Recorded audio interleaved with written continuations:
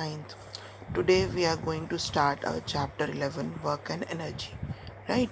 So work and energy, ये देखते हैं कि first see कि what is work. So work is a scalar quantity, ठीक है, equal to the product of displacement and component of force in the direction of the displacement, right? And work is defined as a force acting upon an object to cause displacement. Mathematically, work can be expressed by the equation which appears on your screen, where F is the force, D is the displacement, and the angle theta is defined as the angle between the force and the displacement vector. ठीक. Now, three things are necessary for the performance of work. There must be applied force, there must be displacement, and the force must have component along the displacement. अब इसका मतलब क्या हुआ? This means कि हम कोई काम हुआ है, वर्क हुआ है, हम ये कैसे पता लगाएंगे कि किसी चीज़ के ऊपर फोर्स लगा और वो चीज़ अपनी उसने डिस्प्लेस किया, अपनी जगह चेंज करी, तो we called it as work. Like अगर कोई बॉक्स है, मैंने उसे पुश करा, वो एक ए पोजीशन पर है, मैंने उसे पुश करा तो वो बी पोजीशन पे चल गया, तो we said it work. Now अगर डिस्प्लेसमेंट ज़ीरो हो जाता है, लाइक वी पुश दी, मैंने मैंने बॉक्स को पुश करा ए से बी पोजीशन पे, अगेन पुश कर दिया बी से वापस ए पोजीशन पे, तो डिस्प्लेसमेंट मेरा ज़ीरो हो गया.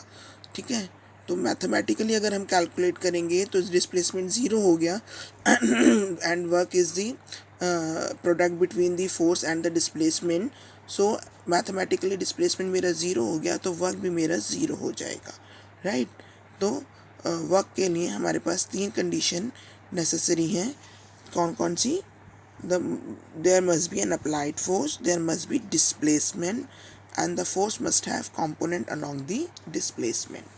See, and work नेगेटिव भी हो सकता है. Why?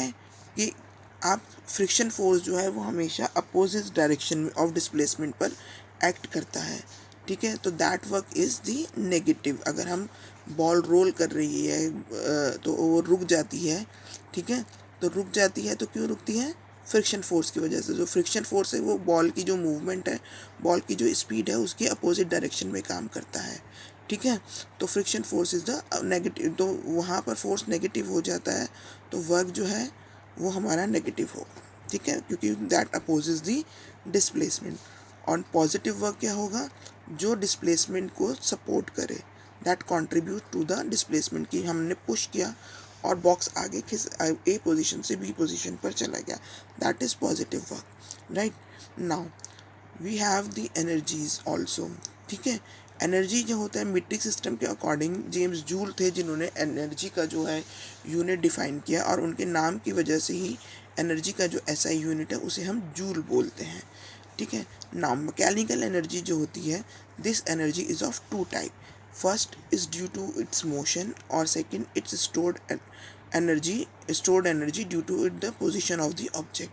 ठीक है, and energy due to its motion is known as kinetic energy, and stored energy due to the position is known as the potential energy.